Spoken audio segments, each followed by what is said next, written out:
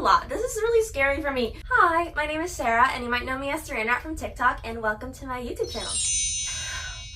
Breathe air. So I'm 22, I'm Puerto Rican, and in 2020 I was diagnosed with autism, ADHD, PTSD, OCD, depression, and anxiety. So before I got my autism diagnosis, I was actually misdiagnosed with borderline personality disorder, bipolar 1, and schizotypal personality traits. So it actually wasn't until I started seeing a counselor in college that I was told that I was misdiagnosed. And she also told me that it isn't uncommon for women and people of color to get misdiagnosed with everything other than autism. And that in itself inspired me to grow my platform and make neurodivergent and mental health awareness content. There are barely any Latina, ADHD influencers, so I'm really thankful to have this opportunity to speak on all these topics and for people to actually sometimes listen to me.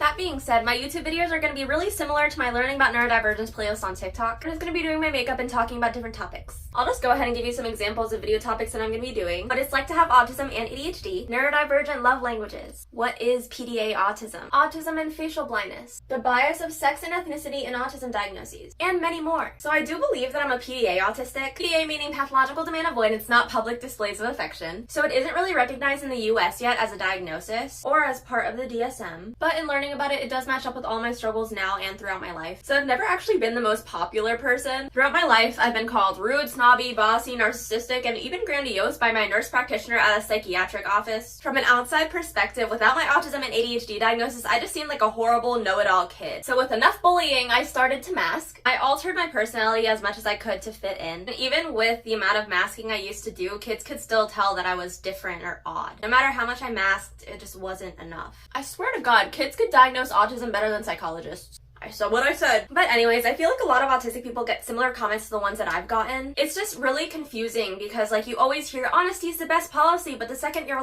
blunt or honest, they're like, oh my God, you are so rude.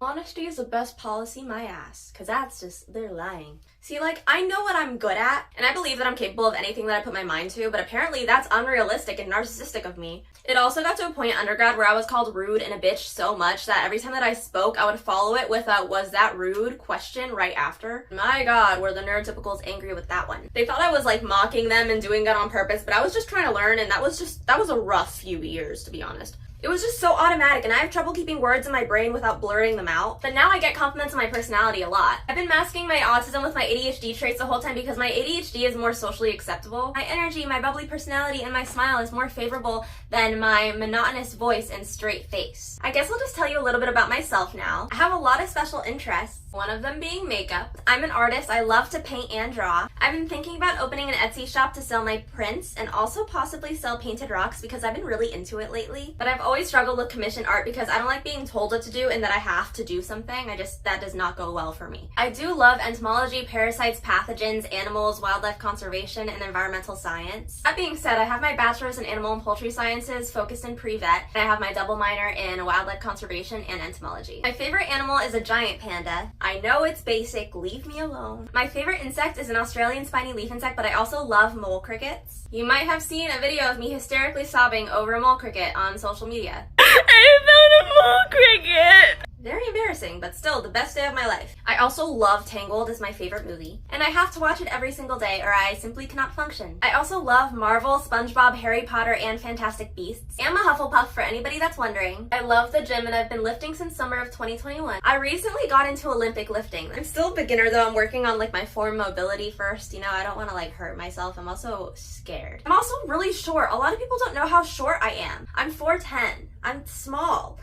I never hit 5 feet. I do have a golden retriever back home. His name is Fitz that I was trying to service dog train. But I'm probably gonna have to get a puppy to be my service dog when I have enough money. If you would like to donate, you can click the link for my GoFundMe. I also adopted a cat in January. Her name is Primrose or Prim. I also have 2 Texas brown tarantulas. And I'm currently a vet tech. I did zookeep for 9 months with Hoofstock and Rhino, but I quit last month. I'm definitely more of a vet med rather than animal husbandry person.